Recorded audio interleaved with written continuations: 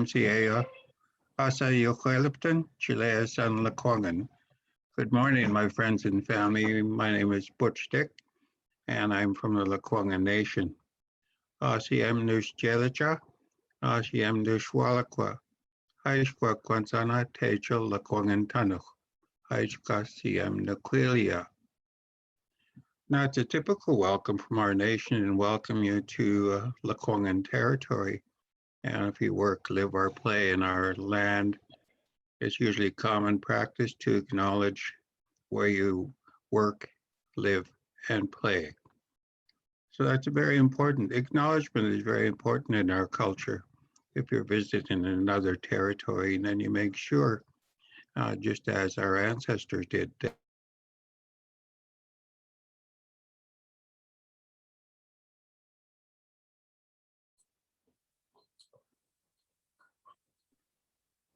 Mr. Dick, you muted yourself.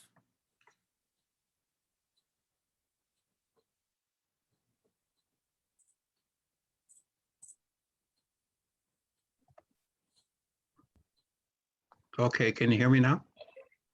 Thank you. Yeah, sorry about that. I'm not a techie, so it's and if I touch buttons, it's scary. So thank you. And then I was just going through the idea of, the land acknowledgement and how that important it is to all nations. And this has been practiced all across Canada and all across British Columbia, I guess, except for Surrey, which it doesn't do the land acknowledgement. But I think they'll fall on board, hopefully. So this land that we're on right now is called the land of smoked herring. That's what Laquangan means, and also means a place to smoke herring. And right now the herring spawn is happening right now all over the island and up island. And it's a very big part of our people because that's part of our box of treasures in this land, along with coho and a lot of the other resources in our community. That's what we call our box of treasures.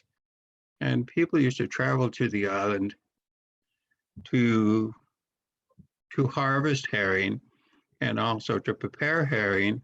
And that means, smoking it and then bringing it back to their land. But again, they used to always ask for permission to come onto our territory and that they won't overfish or take too much than that they need. So that is talking about sustainability in terms of our resources and how we don't want to deplete, the natural resources in our land. And sadly, that's not something that is happening right now, but we hope that creating awareness about that would also create the idea that people are going to look at that. So I spent a lot of years working in education in the Greater Victoria area and working on culture and art.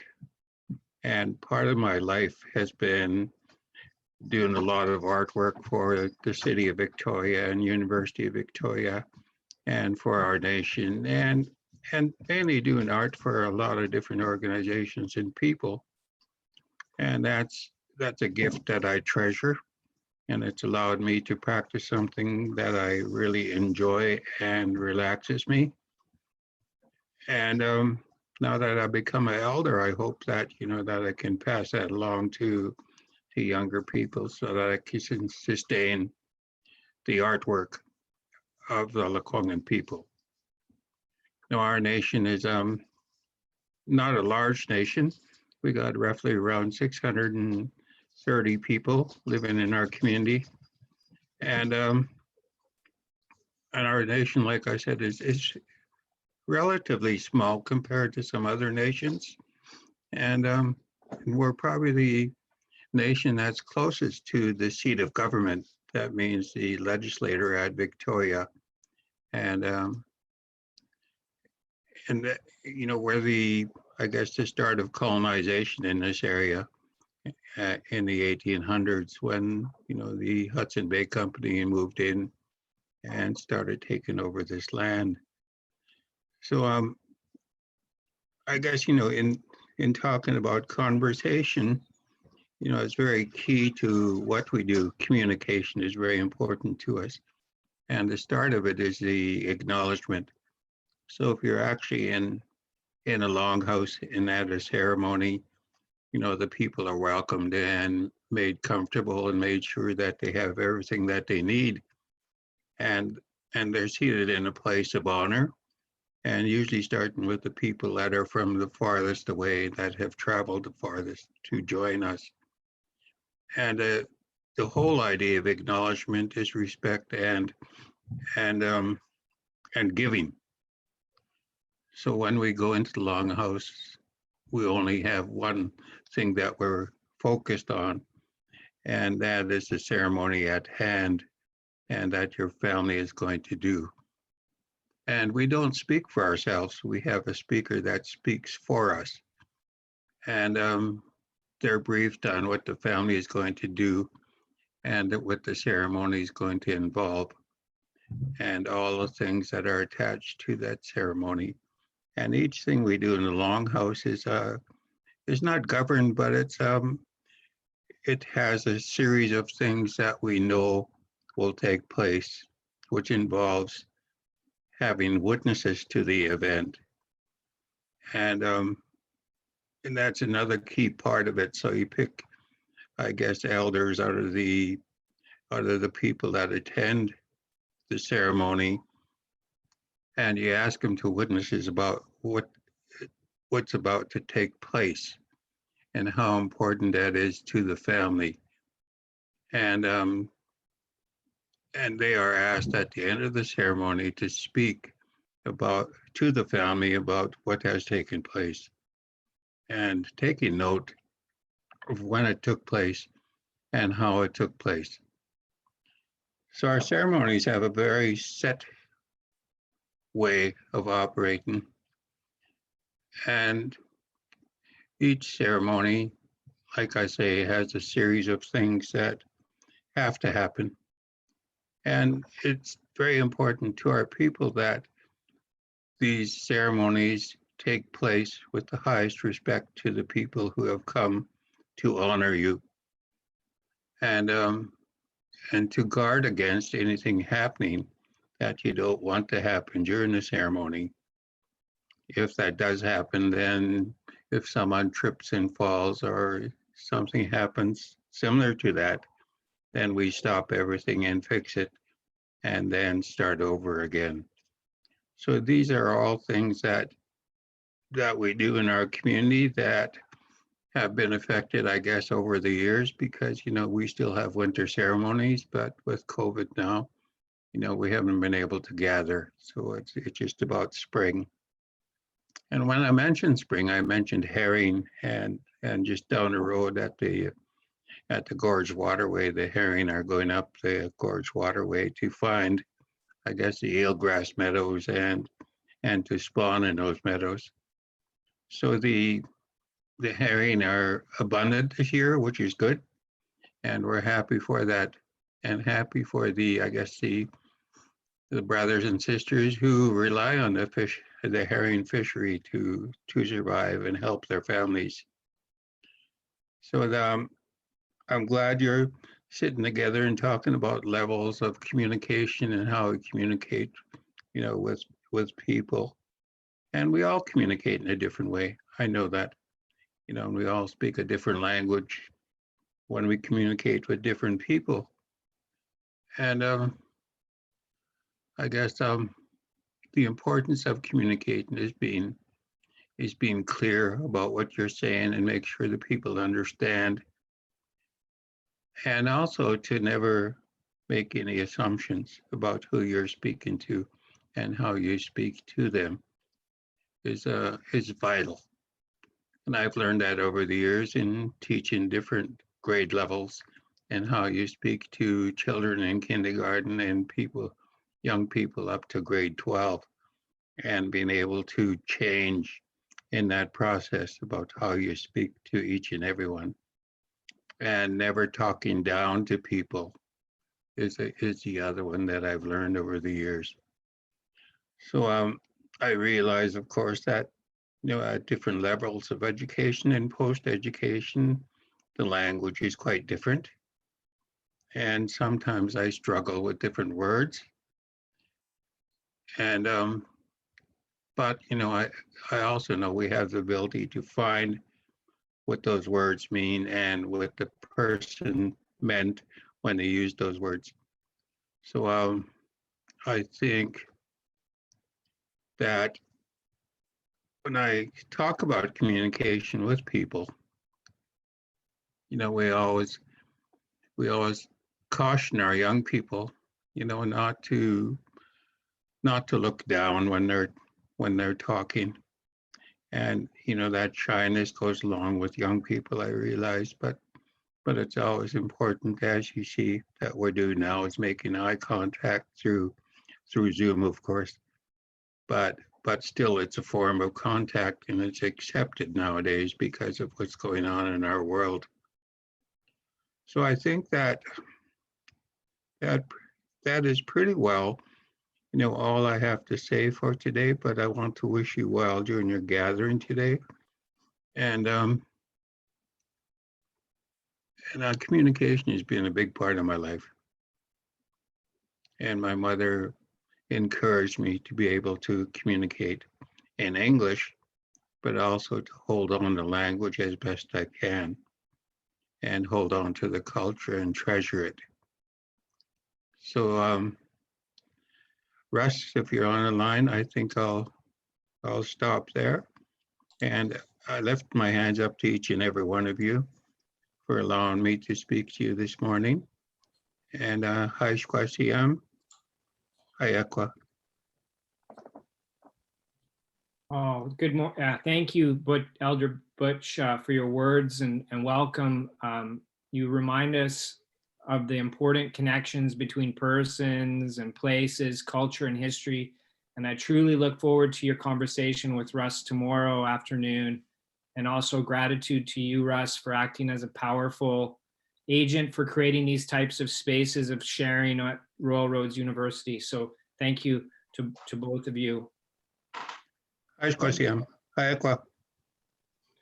Miigwech, Butch, Miigwech, Chaseten, and everybody in the room. These conversations don't happen unless we're all here, we're all gathered, we're all listening, we're all sharing, and we're all together. And so it's an honor to be in these spaces with you, and we look forward to seeing you tomorrow at 3:15, okay, where Butch and I will chat about some more things, some of the stuff that he touched on, and we'll expand on some of the beautiful words that Butch shared with us today. So Chimigwech to all of you, and we'll see you tomorrow. I hope you have a great day.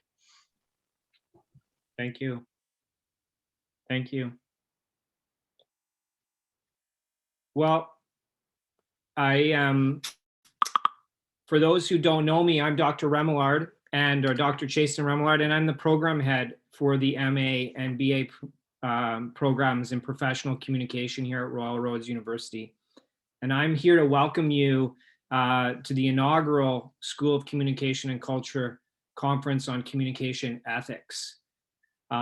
Before I begin, a short introduction to the conference, which we'll then follow with a session with myself and Robert Remington on sort of moral reasoning, and we'll play a few games. I'd like to start by expressing some gratitude to people who have come together to make this event happen. As I mentioned, Elder Butch Dick, his presence, and Russ and his words and have been a great way to start the conference. But I'd also like to say to President Steenkamp, thank you for supporting the conference and agreeing to join a panel discussion on anti-racism on campuses, which will be tomorrow. And also thank you to the members of that plenary, which are Olaolu Adeleye, Alessandra Vinhayes, Dr. Athena Madden, Julie Holloway. It promises to be an excellent discussion. Indeed, thank you to all the speakers and the panelists that have agreed to join us here over the next 2 days. To Dr. Lee Foote, Malia Ahmed and Liana Kitigan, Dr. Wayne Clark, who's a graduate of our program, to Susan Gilbert, Dr. David Black, Robert Wamington, Catherine Calder. Without your participation in this conference, it would really be just an empty shell. I would also just like to extend a special thank you to Olaolu and Robert, because they're not only just presenting, but they're also vital in the organization of this conference and doing a lot of things to help out. So thank you, gentlemen. I'd also like to say thank you to the student volunteers for agreeing to help with today and tomorrow's sessions, because your professionalism and dedication to your studies is exemplary, and thank you for coming out. I just wanted to say the conference has just begun. We just started, and it's already a success. We have more than 500 people registered for this event, and the numbers keep going. This testifies to the power of the voices of the people who've agreed to speak, but it also speaks to the power of the people who've helped promote this event. And so thank you to Susan G. and Catherine Riggins and their teams for being instrumental in spreading the word.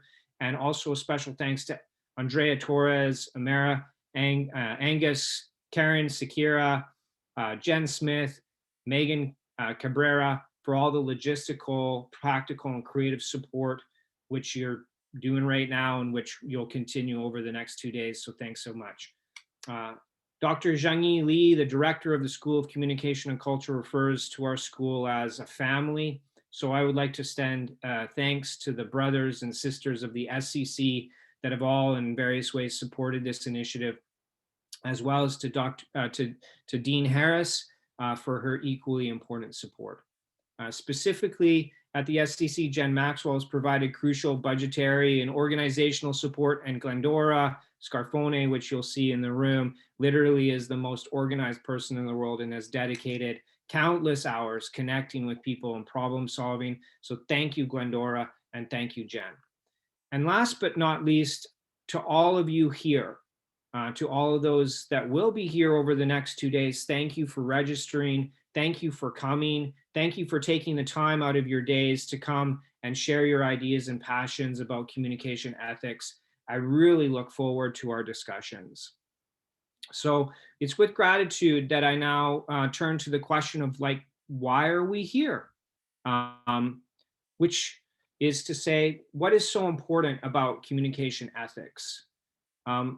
Let's start with the central question to anyone who's ever thought about communications, who studied communications or interested in communication. Why does communications matter?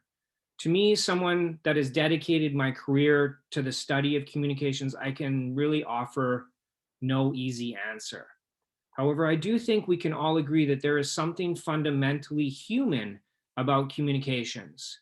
I mean, despite the grammatical complexity of different languages and despite cultural differences, humans develop the ability to communicate at predictably, universally the same time. Whether you're learning Chinese or German, you learn language at the same rate. That's fascinating to me because I think of no other sociological or cultural capacity that seems so universal to our collective biology. I mean, I know some of you who've studied biology may have other examples, but the wonder of language is really undeniable. It seems, therefore, that we should intuitively agree with Brené Brown that, quote, humans are hardwired to connect with others. It's what gives us purpose and meaning in our lives. And without it, there is suffering, end quote. And what better tool to communicate and facilitate connection than communications? And let's think of communications broadly here. Communication as touch, communication as smell, communication as taste, sight, sound. I mean, couldn't we rephrase that famous quote? Couldn't we claim communication transmits the meaning and purpose of our lives? I mean, admittedly, as a communication scholar, I think that we could. And humans use communication daily. We use it to build, to retain, and share meaning between ourselves. And as my students can attest, I think I like to say humans are meaning-making machines. We look for significance and patterns. We search for systems. We know, we want to know ourselves, our world, and our lineage. And importantly, we want to share what we know with others. We seek signification in facial and body movements. We intuitively communicate through smells and tastes. We send messages with touch. We talk to ourselves, sometimes in our heads, sometimes out loud. And we assign meaning to silences in conversation, in pauses, in tones, right? My 7-year-old said to me the other day, "Dad, those shoes are cool?" That speaks volumes. It's the pause that makes that meaningful. But aren't all those sights, sounds, touches, silences, tones just empirically neutral? I mean, when we investigate, do they actually have an inherent meaning? As Roland Barthes would say, does the signifier in any way have an inherent link to the signified, to the thing in itself? Here's a simple thought experiment. Try to intuit the meaning of a word. Why does B-I-R-D spell bird, mean bird? You don't open a dictionary and find a squished bird between the pages. We find other words. What does that tell us? I think it tells us something very important. It tells us that communication is not simply a tool for us as individual meaning-making machines. It's something deeper. It exists as something beyond us as individual users. I can use communication to share my individual meanings with others only because of something outside of me. My individual meanings are, in this sense, not really my meanings at all. I've cobbled them together from larger grammatical, lexical, connotational buckets that already exist in the language of English. Sure, I can be creative with the combination. I can be creative within the system, but I'm not free to create and transmit anything that I want. Our meanings are bound to the system of communication, the system of signification that we use to share those meanings. In order for us to be able to use communication to form and transmit meaning, in order for us to be successful in connecting in a meaningful way with others, we have to be co-opted into an already present system of meaning. We can't just create our own. Try it. Walk up to someone and start speaking your own personal individual language. See what level of meaningful connection you foster. And herein lies the rub. Communication gives us the ability to create purpose and meaning for ourselves and to share that purpose and meaning with others, but we always are limited in important ways by communication as an already existent system of meanings and purposes, right? If you really want to go down the rabbit hole here, just ask the philosophical question about whether or not it's possible to have a thought outside of the system of language that enabled you to recognize the thought as meaningful in the first place.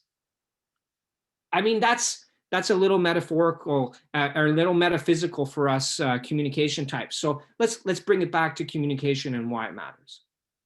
So if we concede that we are free to create and transmit meaning to others, to connect to others, that we have agency over our own interpretations and how we choose to represent ourselves, we must also concede that we only are able to exercise that freedom and agency within a shared system of meaning that already exists and that we have actually very little control over.